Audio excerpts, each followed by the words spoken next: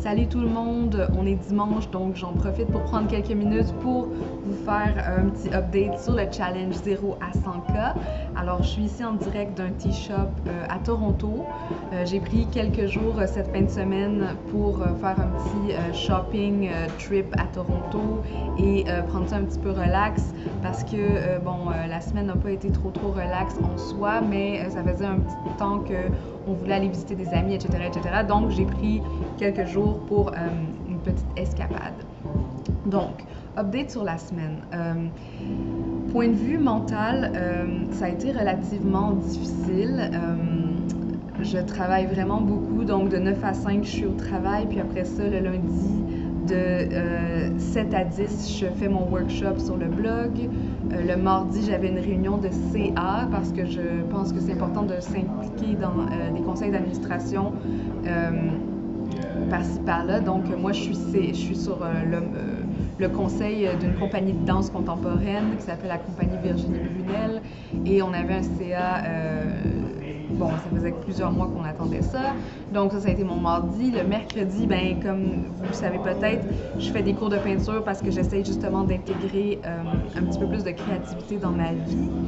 Et jeudi, vendredi, ça m'a laissé quand même pour rattraper les choses, mais tu sais, tout ça pour dire que rendu à jeudi, je pensais travailler sur mes choses et le soir, j'étais juste trop fatiguée.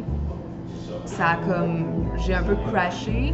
Puis vendredi, je pensais justement travailler pendant le 6 heures de temps qui me sépare de Montréal à Toronto, mais il n'y avait pas de Wi-Fi sur le bus. Donc, il y a des petits trucs de dernière minute comme ça qui se sont passés, qui ont changé un petit peu les plans. Mais autrement, point de vue travail, j'ai quand même avancé beaucoup.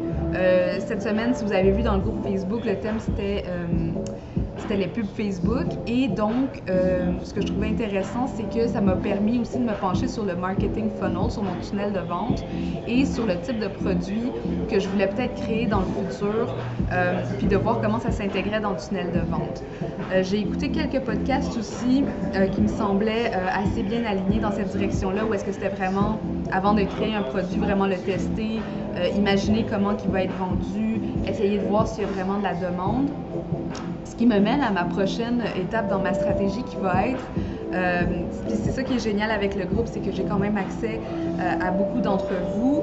Donc, ce que j'aimerais vraiment faire, c'est de trouver 5, 6, 7 personnes qui seraient prêtes à parler avec moi une quinzaine de minutes pour me parler de leurs besoins, pour voir comment est-ce que je peux les aider le mieux, puis comment elles s'intègrent aussi dans mon public cible. Parce que je pense que, selon ce que j'ai entendu, c'est vraiment à quel point l'offre que je vais faire va être alignée avec ce que les gens demandent, qui va faire la différence entre moi qui perds du temps à créer des produits qui ne sont pas adaptés et moi qui vraiment va trouver une façon de monétiser le blog, mais aussi de donner le plus de valeur aux gens qui sont intéressés par le genre de choses que j'offre.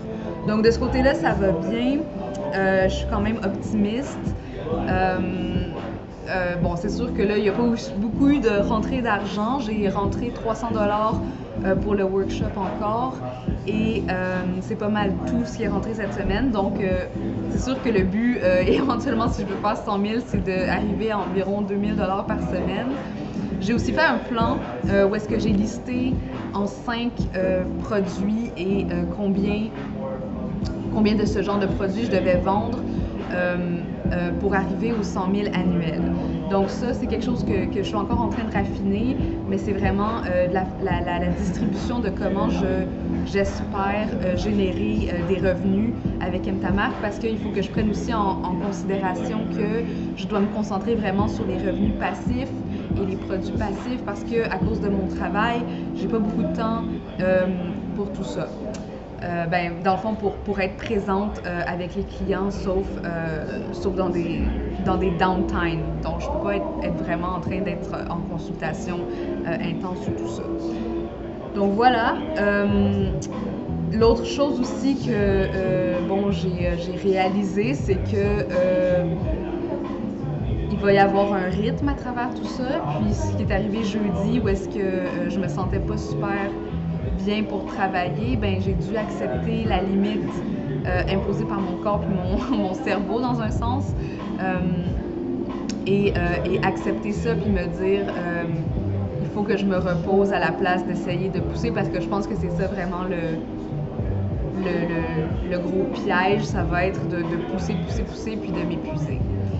Donc, l'autre chose aussi que je voulais dire, c'est qu'il y a comme 2 personnes qui m'ont dit qu'ils seraient intéressées aussi à faire le challenge avec moi parce que ça les motive aussi se donner un objectif financier par rapport à leur entreprise. Puis je trouve ça génial. Puis là, je me demande, bon, on va peut-être partir un Facebook groupe par rapport à ça ou quelque chose pour se supporter.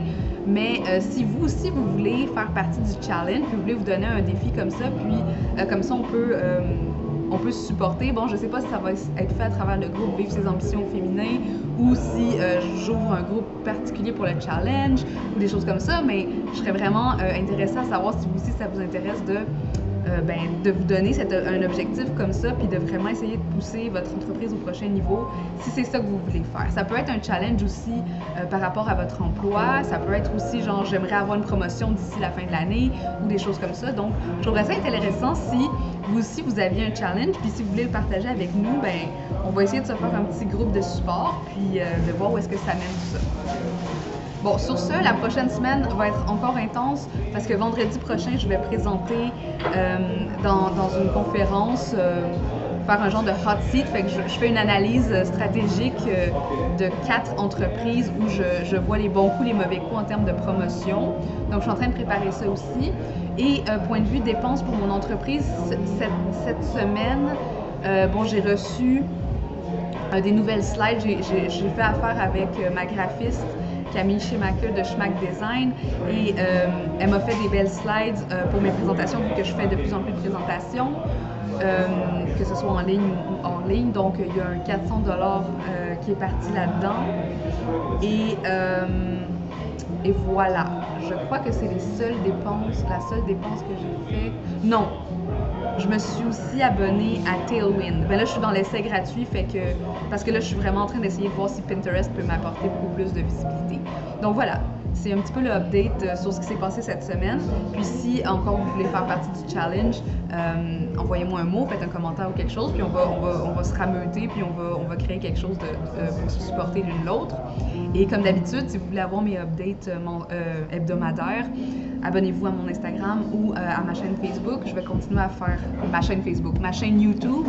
Je vais continuer à faire ça pas mal toutes les semaines, on espère, pour vous updater sur où est-ce que j'en suis.